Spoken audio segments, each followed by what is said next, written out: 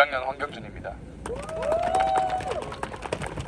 이제 춘향전이 만들어진 어떤 제작 연도나 어떤 저자에 대한 설은 있지만 모든 견해에 대한 근거는 불충분합니다. 제가 이 주제 탐구에서 다루고자 하는 내용은 크게 두 가지로 볼 수 있는데요. 이제 춘향전 속에서 이제 춘향이 했던 행동에 대한 논의들과 이제 기생이었던 춘향이 어떻게 연려가 될 수 있었던가에 대해서 말씀을 드리고자 합니다.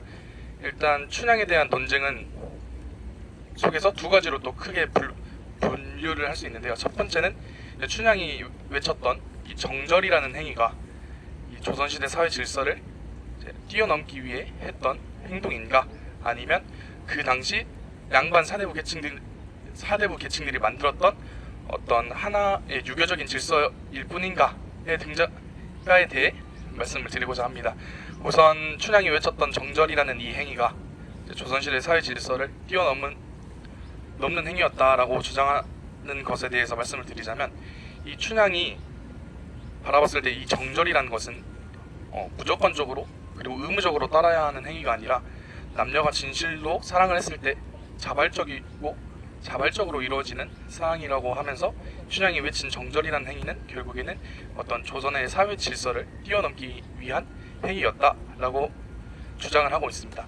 이와 반대되는 주장으로는 춘향이 외쳤던 정절은 그 당시 유교 사대부 계층들이 만든 것일 뿐이다라는 주장인데, 이제 양란, 그러니까 임진왜란과 병자호란을 거쳐오면서 이제 조선의 신분 질서, 이제 사회 질서가 무너지게 됩니다. 이 사회 질서가 무너진 상황에서 이 조선 양반 사대부 계층들은 하층민과 천민들에게까지 어떤 사회적 질서를 이제 세뇌를 시키면서 이제 바로 잡아야겠다는 생각을 하게 됩니다. 그리고 이 과정에서 효충열 이렇게 세 가지를 만들게 되는데요. 이 중에서 이제 열이라고 하는 것을 통해 이제 정절을 주입하게 됩니다. 그리고 이 과정에서 춘향이 외쳤던 정절은 이제 사대부 계층들이 만들어낸 것에 불과하다라는 이렇게 두 가지의 주장이 존재합니다. 그리고 두 번째로 탐구하고자 하는 것은 이제 춘향의 신분은 기생인가 과연 기생이 아닌가에 대한 것입니다. 제가 우선 결론부터 말씀을 드리자면 춘향의 신분은 기생이 맞습니다. 이제 춘향전에서도 약간 완판 84장본 춘향전, 이제 남원고사 등의 이런 많은 이본들이 존재하는데요. 이런 이본들을 보시면 먼저 완판 84장본을 보시면 이제 그 춘향이 그 행수기생이 있습니다. 행수기생이 춘향을 재촉하면서 관아에 빨리 나가라라고 하니 춘향이 이제 행수기생에게 내 형님이라고 하면서 따르는 모습을 나옵니다.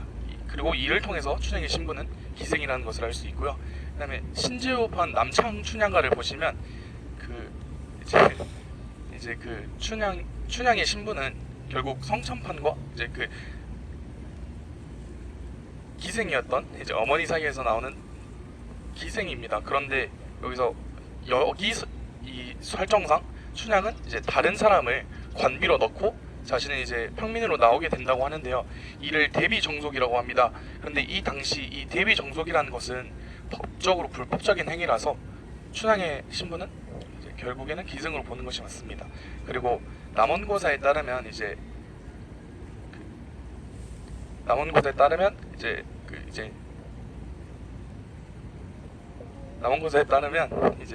춘향이 이제 백활이라고 하는 지금으로 따지면 이제 청원서를 씁니다. 청원서를 쓰게 되는데 거기 머릿말에 뭐라고 쓰냐면 기생 춘향 백화를 올리오니라고 하는데, 이를 통해서 춘향이 자신의 신분은 기생임을 인식하고 있었음을 알 수 있습니다.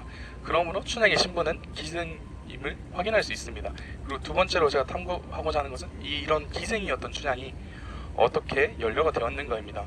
우선 연려라고 하는 것은 절개가 굳은 여자를 뜻합니다. 그런데 이 연려라는 것은 조선 초에는 이제 양반 사대부 계층의 여자들에게만 허용되는 것이었지만, 조선 후기로 올수록 이제 하층민들과 천민들에게까지 적용이 됩니다. 그리고 이러한 연려라는 행위는 조선 초에는 약간 정절을 지키는 것만으로도 연려가 될 수 있었는데요. 조선 후기로 올수록 이제 죽음에 상응한 어떤 행위를 해야만 이제 연려가 될 수 있었습니다. 그리고 이 여자는 연려가 되기 위해서 자신의 신체를 바쳐야 하는 이제 모순적인 것이 있었죠. 이를 통해서 결국 연료라는 존재는 어떤 여성이 주체적으로 되기 위해서 한 행위가 아닌 어떤 남성들에 의해서 만들어진 것이라고 생각을 합니다. 그렇다면 춘향은 어떻게 연료가 될 수 있었을까요? 본래 기생인 신분인 춘향은 연료가 될 수 없었습니다. 그러나 조선시대에 보면 어떤 하층민과 이런 기생과 같은 천민들에게까지 예를 배울 수 있게 하였습니다. 원래 조선이라고 하면 약간 딱딱하고 그런 하층민과 천민들은 배제를 하는 그런 사회였을 것이라고 생각을 하실 수 있지만 생각을 하시고, 그럼에도 불구하고 어떤 이런 하층민들에게 유교적 예라는 것을 배울 수 있게 하였습니다. 그리고 이 과정에서 연료의 범위에 기생과 같은 천민들까지 포함하게 되었고요. 이 과정에서 이제 춘향은 기생이라는 신분에도 불구하고 연료가 될 수 있었던 것입니다.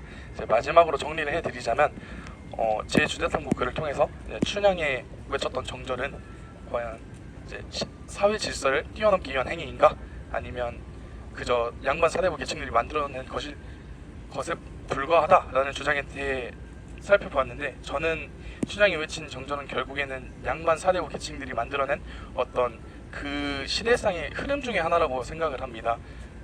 그리고 두 번째로는 이제 춘향의 신분은 이제 여러 남원고사, 완판 84장본 이런 이분들을 통해서 기생임을 할 수 있었습니다. 그리고 이 연료라는 존재는 조선 초에는 이제 양반 사대부 계층들의 여성들만 가능했지만 조선 후기로 올수록 이제 하층민, 천민들에게까지 가능했고, 연료가 되는 행위에도 처음에는 정조를 지키는 것만으로도 가능했지만 나중에는 죽거나 죽음에 상응하는 행위를 해야만 연료가 될 수 있었음을 확인할 수 있었습니다. 이를 통해서 저희는 이 연료라는 존재는 어떤 여성이 자발적으로 실천한 것이 아닌 남성들에 의해서 만들어진 존재다라는 것을 알 수 있었습니다. 그리고 이 춘향전을 보시면 이 몽룡이 춘향을 존중해주는 모습을 보입니다. 그래서 이 존중을 통해서 이제 결국엔 결혼을 하게 되는데요. 이걸 현대 사회로 가져와서 이야기를 해보자면 이제 지금 여러 젠더적 갈등이 발생하고 있지 않습니까? 이 젠더적 갈등이 발생하는 상황 속에서 어찌 됐든 남자와 여자는 사랑을 할 수 있는 관계라고 생각을 합니다. 그렇기 때문에 이런 남자와 여자의 관계에 있어서 서로를 존중해주면 더 좋은 파트너가 될 수 있지 않을까라는 생각을 하면서 글을 마무리 짓도록 하겠습니다. 감사합니다.